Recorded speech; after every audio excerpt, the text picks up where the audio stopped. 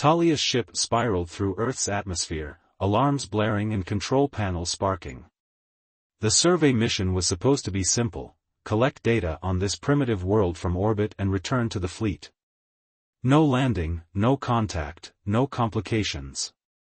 Emergency protocols activated, the ship's AI announced calmly as if the violent descent wasn't obvious. Prepare for impact. Talia gripped her restraints, violet eyes wide with terror. The Velari didn't do well with cold, and according to her rapidly failing instruments, she was plummeting toward one of the coldest regions of this planet during its winter cycle. Perfect, she muttered, bracing herself as the ground rushed up to meet her. The impact knocked her unconscious. When Talia awoke, the ship's interior was dark and frigid. Emergency power had failed, and ice crystals were already forming on the inside of the viewports. Her slender fingers, now turning an alarming shade of pale blue instead of their normal lavender, fumbled with the emergency kit. Her species' metabolism relied on considerably higher temperatures than this planet offered, especially in this region during winter. The thermal blanket from her emergency kit would buy her a few hours at most. Beyond that, she would slip into hypothermic shock and die. Her distress beacon was functioning, but the nearest Velari vessel was days away. Talia forced the damaged hatch open and stepped out into a world of white. Snow crunched beneath her boots as she assessed her surroundings. Dense forest. Mountains in the distance. No signs of civilization. The setting sun cast long shadows across the landscape, promising even colder temperatures once darkness fell. Her body was already shutting down, conserving energy by slowing her heart rate and circulation to extremities. She needed to find shelter and heat, or she wouldn't survive the night. Talia staggered forward, each step more difficult than the last. Her people's thermal regulation relied on ambient heat. In its absence, her body simply couldn't generate enough on its own. The Velari had never evolved to handle such bitter cold. After what felt like hours but was likely only 40 minutes, Talia spotted a light through the trees. Civilization. Hope. She forced her increasingly numb legs to move faster, stumbling through deepening snow. The structure was small, constructed of wooden logs with a stone chimney from which smoke rose in gentle curls. A cabin. And where there was smoke, there was fire, heat, survival. Talia collapsed against the door, barely mustering the strength to knock. When it swung open, she found herself face to face with a human male. Tall, broad-shouldered, with facial hair and eyes the color of Earth's sky. He wore thick clothing and held some kind of steaming beverage. Holy, the human's exclamation cut short as he took in her appearance, the lavender skin now pale blue with cold, the silver-white hair, the slightly elongated features that marked her as decidedly non-human. "What are you?" he asked, his free hand moving subtly toward what might have been a weapon. "Dying," Talia managed through chattering teeth. Her translator implant was working at least.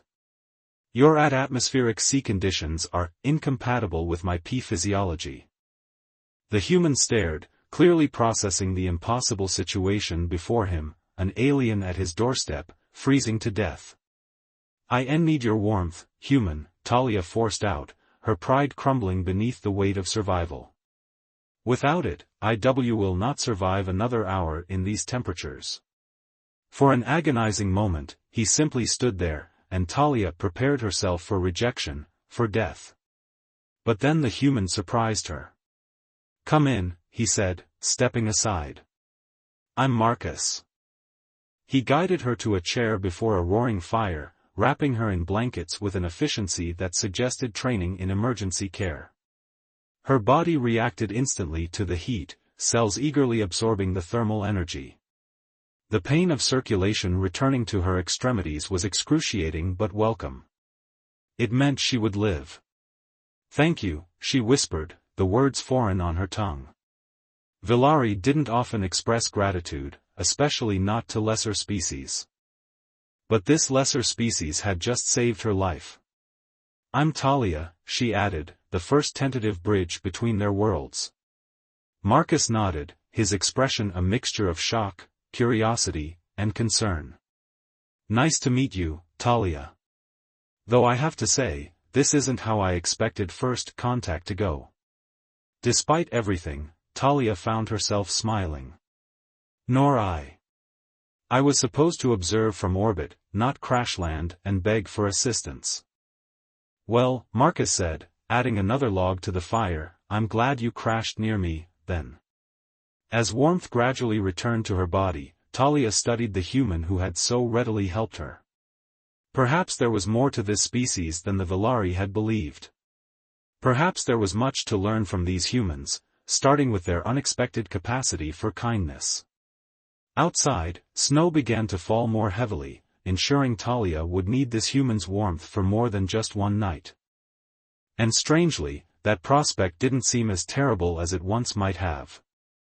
3 days had passed since Talia stumbled into Marcus's life, and neither quite knew what to make of the other. The blizzard that began the night of her arrival had only intensified, effectively trapping them together in the small cabin.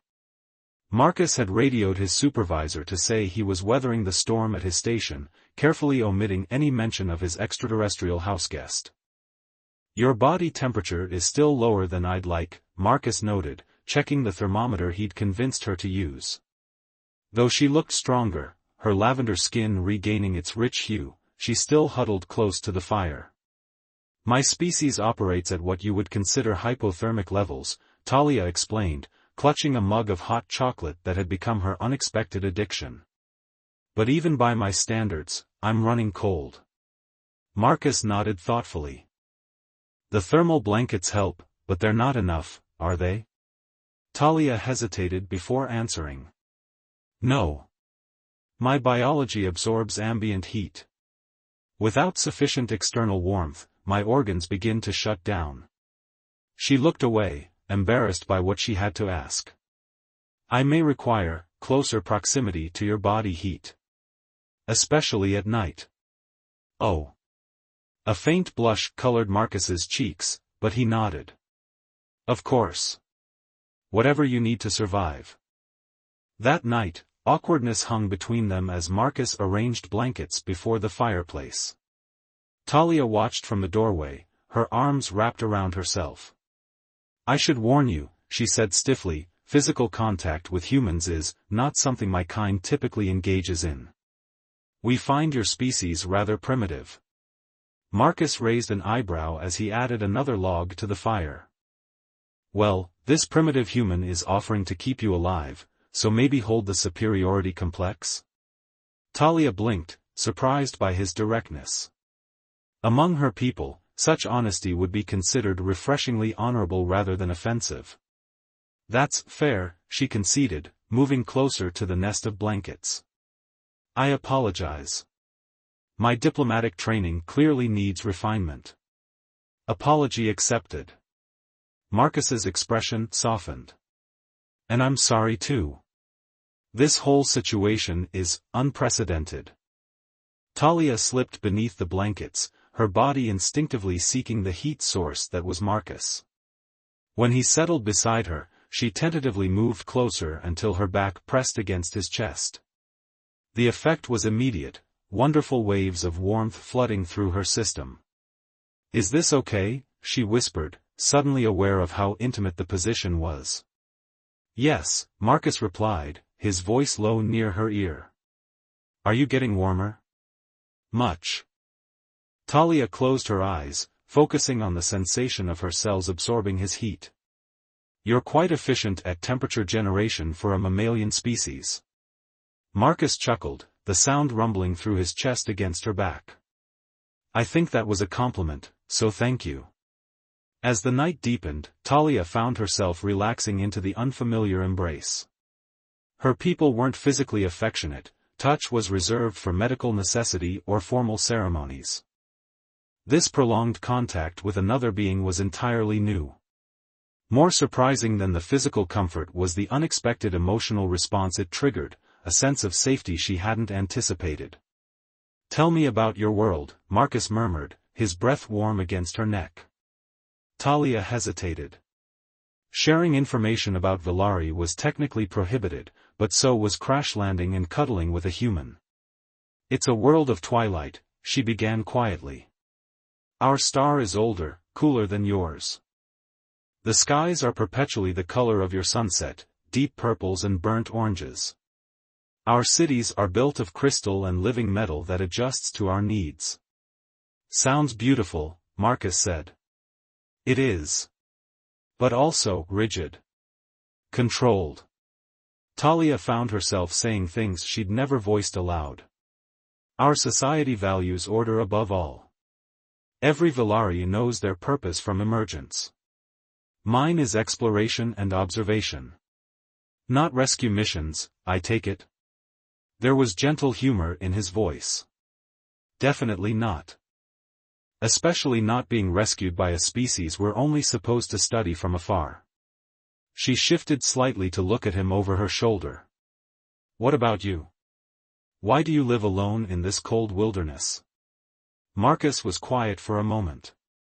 After my military service, I needed peace. Space. The Forest Service offered both. His arm, draped lightly over her waist, tensed slightly. I saw things during deployment that made me question a lot about humanity.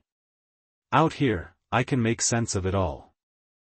Talia processed this information, finding unexpected resonance in his words. We're not so different, then. Both observers on the periphery. Maybe not, he agreed. By morning, Talia had turned in her sleep, her face pressed against Marcus's chest, one hand curled against his heartbeat. When she woke to find herself entwined with him, her first instinct was to pull away, but her body protested, craving the warmth they shared. Your heart rate increased, Marcus noted, already awake. Are you uncomfortable? No, Talia admitted, surprised by her own honesty. Just unaccustomed to this level of physical connection. We can create some space if you need it. But Talia didn't move away.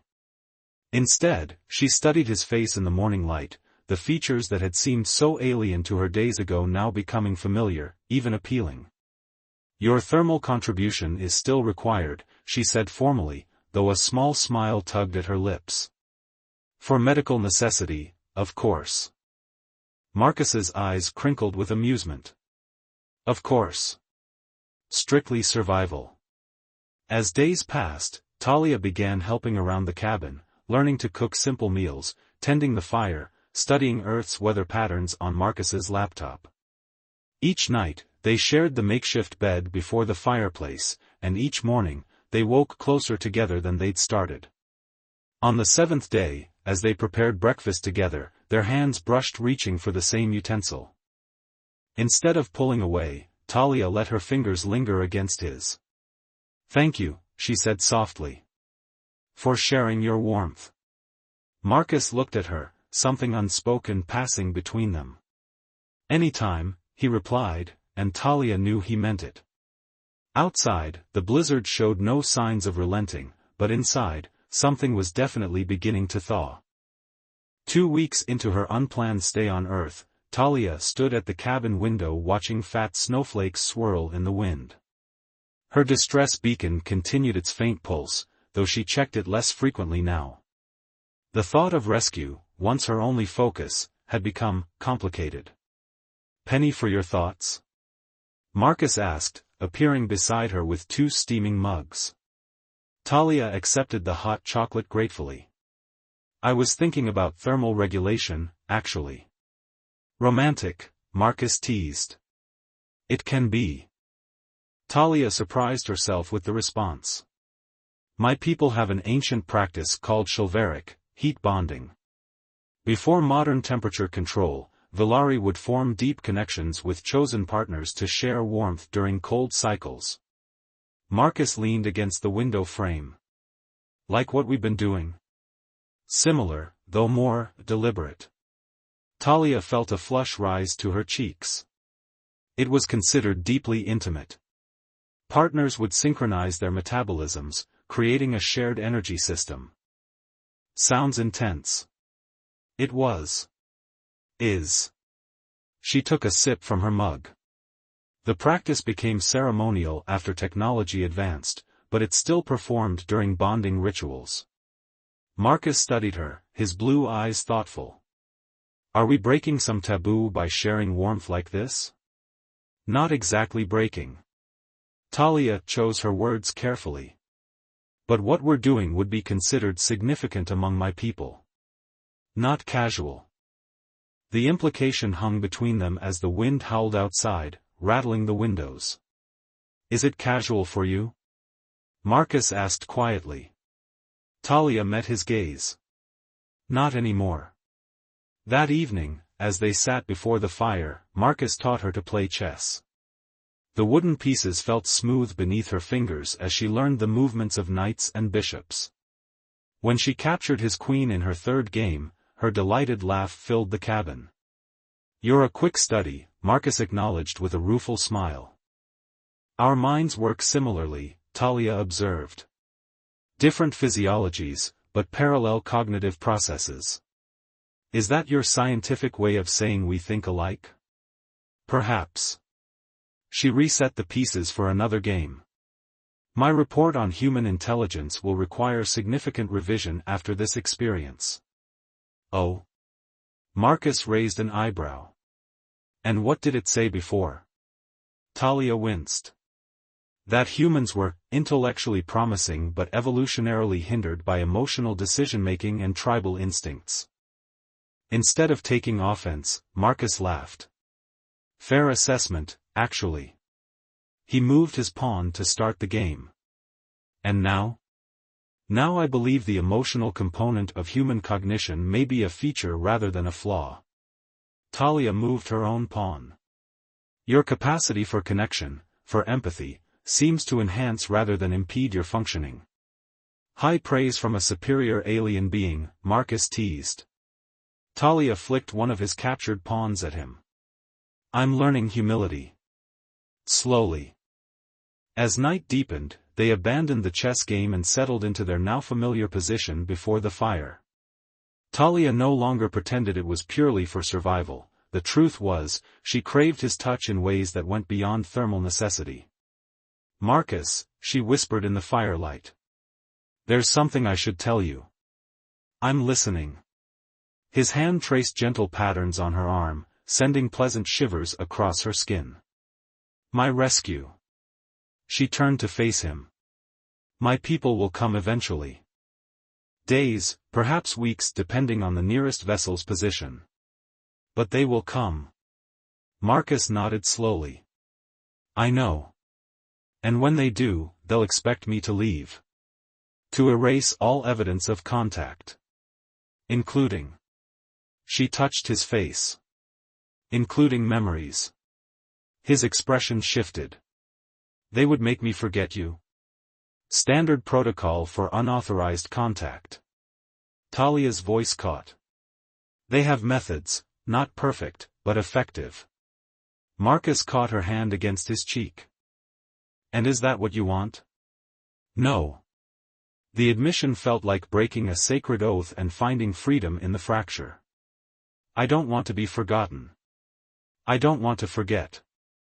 Without words, Marcus leaned forward, hesitating just before his lips met hers, a question in his eyes. Talia answered by closing the distance between them. The kiss was gentle at first, an exploration of unknown territory. Then, as if a circuit completed, warmth unlike anything Talia had experienced flooded through her.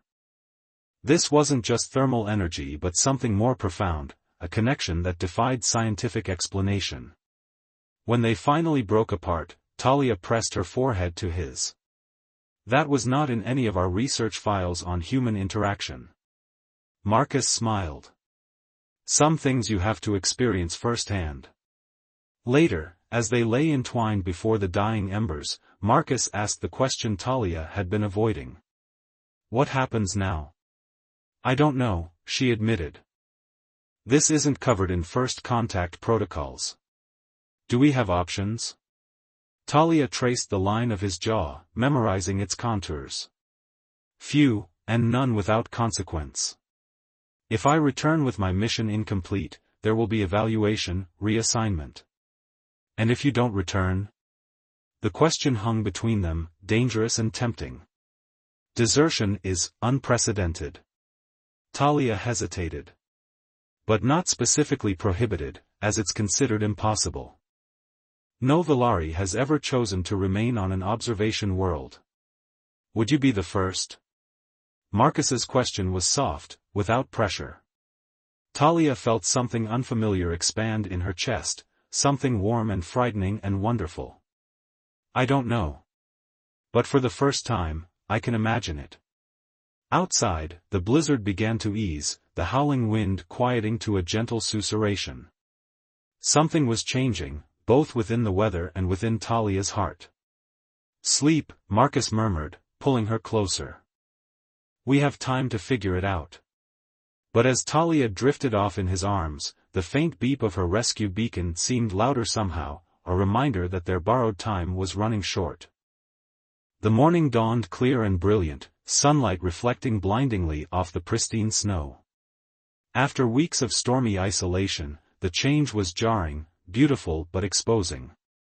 Talia stood at the window, unease prickling along her spine. Roads should be cleared by tomorrow, Marcus said, checking his recently restored satellite phone. Forest Service is doing wellness checks on all outposts. Talia turned to him, alarm evident in her expression. People are coming here? Not immediately. He set the phone down. But soon. We need a plan. They spent the morning discussing options, none ideal. Talia could hide in the forest when visitors came, but with temperatures still dangerously low for her physiology, extended exposure remained risky. She could remain hidden inside the cabin, but the small space offered few concealment options. What about your ship? Marcus asked. Could we reach it? Would it offer better shelter? Talia shook her head. The crash damaged its thermal systems beyond repair. And it's likely buried under snow now. By afternoon, they'd settled on converting a storage space beneath the cabin's floor into a temporary hiding place. Marcus moved supplies, creating a cramped but serviceable shelter where Talia could remain unseen during inspections. As they worked, Talia's rescue beacon gave 3 sharp beeps, a new signal pattern. What does that mean? Marcus asked, freezing in place. Talia checked the device, her face paling to a soft lilac. They've received my coordinates.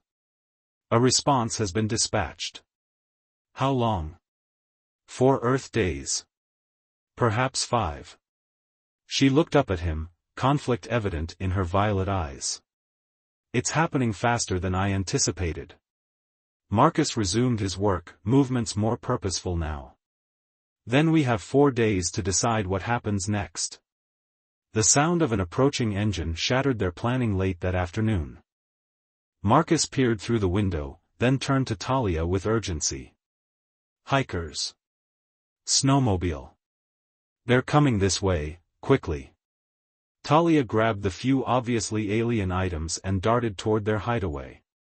Marcus had just replaced the rug over the trapdoor when a pounding came at the cabin door. Forest Service. Anyone home? A female voice called. Marcus opened the door to find 2 people in winter gear, a woman in her 30s with a Forest Service patch and a younger man with a camera around his neck. Ranger Holt, the woman introduced herself. This is Dale Peterson from the Wilderness Chronicle. We're checking outposts after the storm. Mind if we come in? It's freezing out here. Marcus stepped aside reluctantly. Of course. Ranger Holt stomped snow from her boots while the journalist immediately began photographing the cabin's interior. You've been out here the whole storm?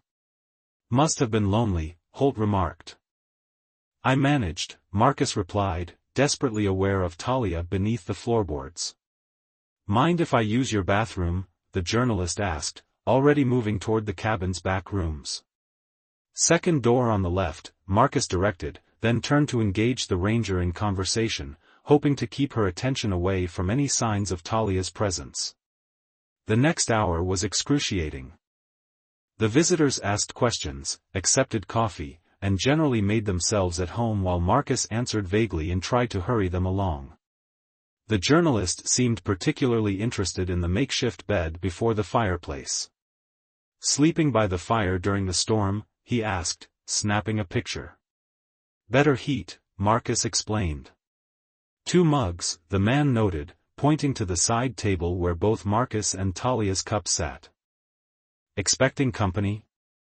I use one for water, one for coffee, Marcus lied, moving to collect the dishes.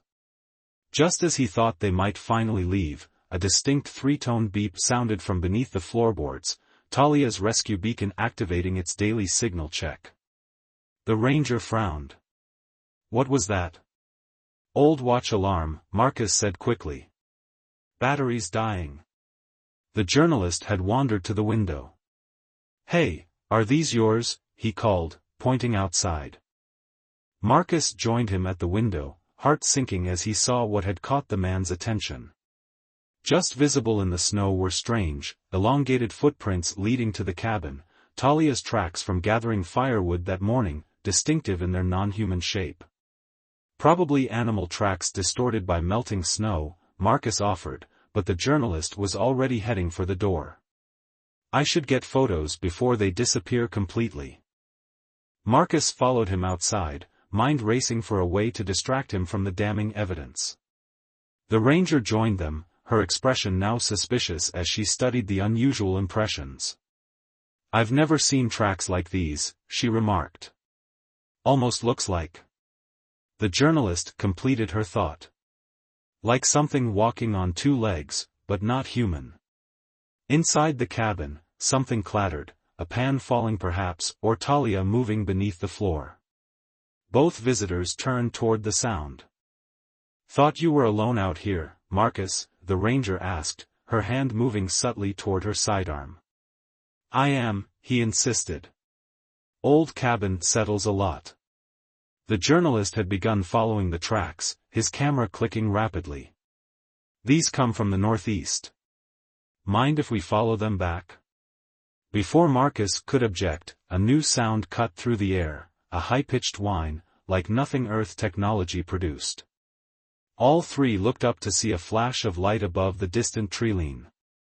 What the hell was that? The ranger breathed. The journalist was already running toward his snowmobile. Some kind of aircraft. Dale Peterson might just get his breakthrough story. As they hurriedly prepared to investigate, Marcus seized his opportunity. You should check it out. I'll radio if I see anything from here. To his immense relief, they agreed, too excited by the mysterious light to question him further. Within minutes, they had disappeared into the forest on their snowmobile. Marcus rushed back inside. Talia. They're gone. The trapdoor lifted and Talia emerged, concern etched on her face. I heard everything. That light, it's a Valari scout probe. They're coming earlier than expected. Marcus helped her up. The hikers saw your footprints. And they're investigating the light. If they encounter Valari technology. Talia's expression grew grave. My people will initiate containment protocols. Your friends could be in danger.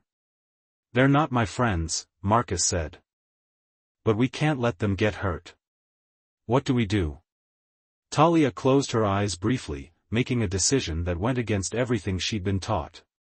We warn them. And then, we decide our path. Together. Marcus took her hand.